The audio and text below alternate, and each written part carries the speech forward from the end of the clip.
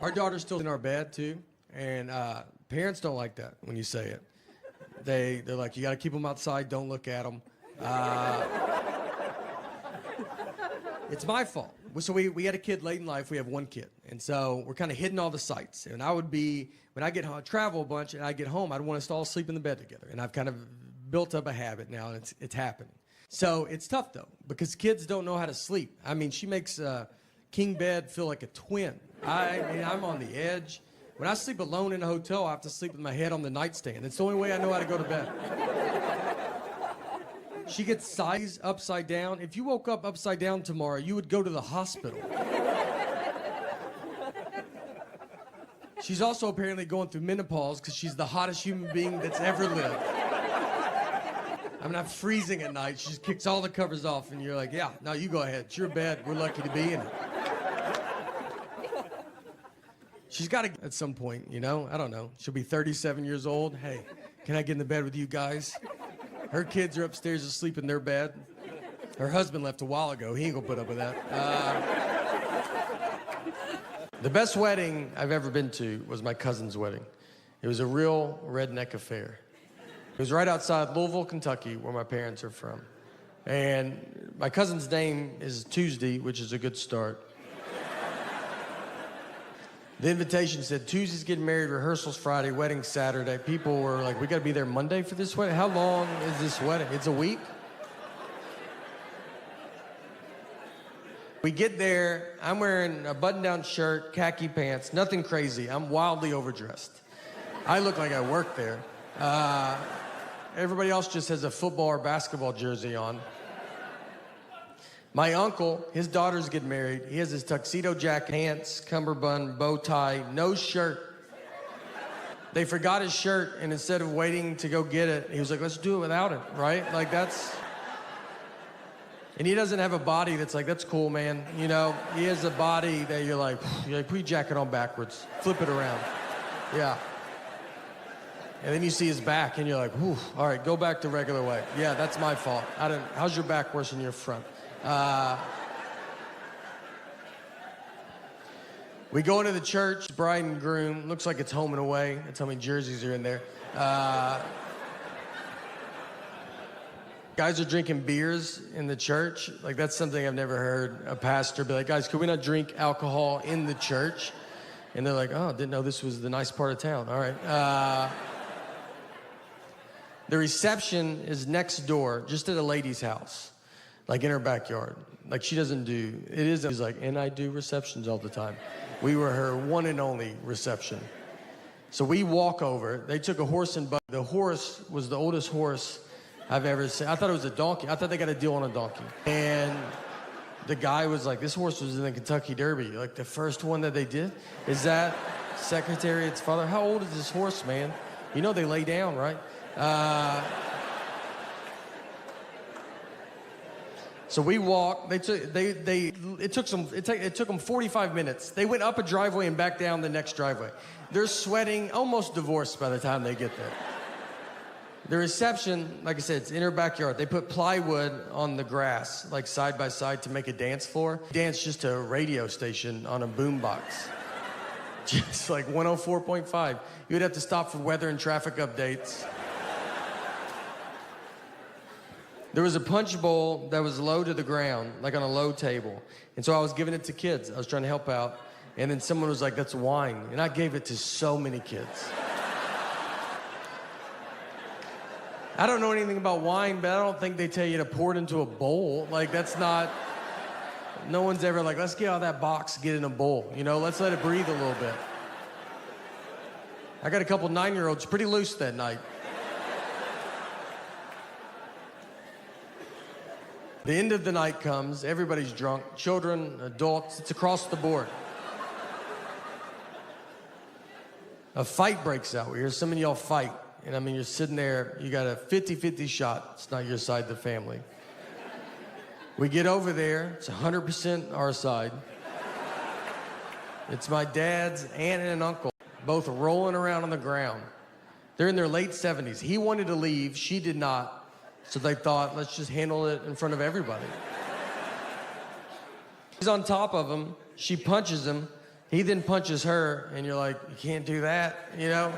So we got to get him apart, and he starts fighting us, and he's a pretty good fighter, all right? He's punching women in public. You don't think he's handled some dudes in his lifetime? That ends the night. You know, you can't be like, all right, guys, let's calm. Let's cut the radio back on, find a good station. Tuesday is sadly divorced now. That did not work out. My dad's aunt and uncle, sadly, it did work out. They're still together. So that's our family, you know. It's a pretty wild bunch. I was in San Francisco, and I bet there's a bunch of fun coffee places, and I live in my dumb world that I just want this one little drink. So I go into a Starbucks, and I get to the front, and I was like, I'll take an iced coffee with cream. She goes, with cream? I go with cream. And then she goes, iced coffee with cream? I go, iced coffee with cream. She goes, with cream? I go with cream. And she said it one more time. She said, so iced coffee with cream? And at that point, I should have said, what's going on right now?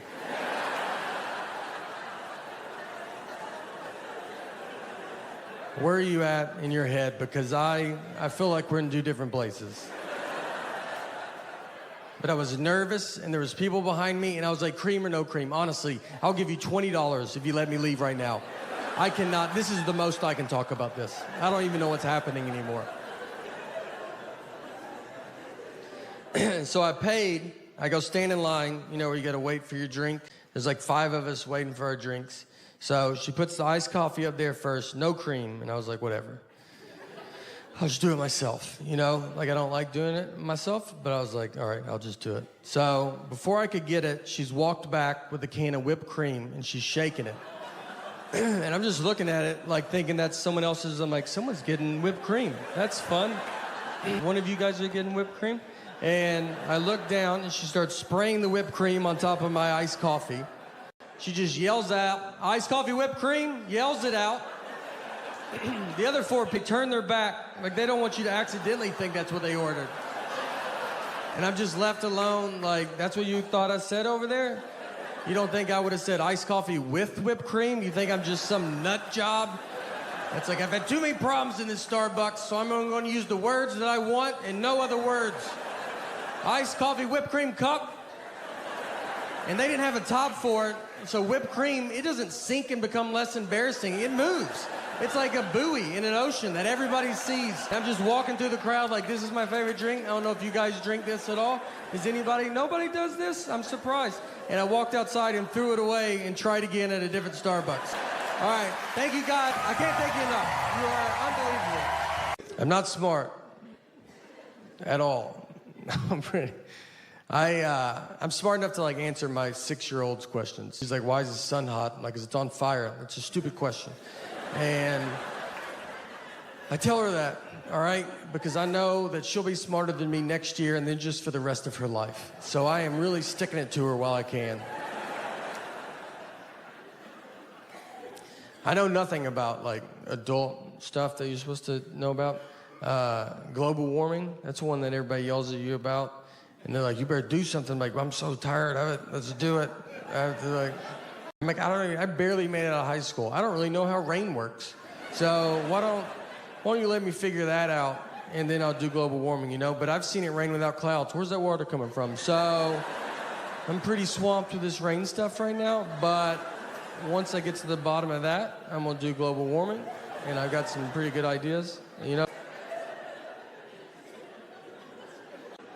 Our daughter would put birthday cone hats on, and one slipped over her eye, and it was like that for 6 hours. I was just trying to see how long, like, how's it accidentally not coming off? And she was just going about her day, just eating, drinking, like, yeah, I can't see all that eye no more, all right? That's the cards I was dealt, and that's okay. And then I pulled it off of her, and she's like, oh, I didn't know you were a doctor. And I'm like, I am a doctor. Just 2 dumb animals talking to each other. So she had skin cancer, and she would get all these spots on her. So we kept getting them removed, but it was really starting to take a toll on her, and she was older. So we knew the day was close. And our daughter, she's 6, she was 5 at the time. This was her first pet. She was best friends with this dog. And it was the first thing that was gonna die in her lifetime. So it's a lot of stuff to have to explain to a kid, you know? And so I was talking to my wife about like, how are we gonna tell her? And at first I was like, let's just act like we didn't have a dog. 5-year-olds are smart, but if we stick together on this, and she comes home from school and is like, where's the dog? And we're like, what dog? Like, I've never seen a dog. Don't you think I would know if there was a dog? But I read an article about the long-term damage of that. It's pretty good. So I was just honest with her. And I set her down. I said, look, Annie's very sick and she's older and she's going to die soon. This happens, so just love her as much as you can right now. And she took it as good as a 5-year-old can take it. So the next day, I kind of told her again, you got to tell kids over and over again. I kind of kept telling her. I didn't want this to be a surprise. And then Annie surprised us by living 6 months longer. I mean, we were way off on when we thought she was going to die. But I already started telling my daughter I didn't want to stop and then have to start it again. So I just kept it up for 6 months. Every day I was like, she'll die. All right, she will die. She will die, I will die, your mom's dead.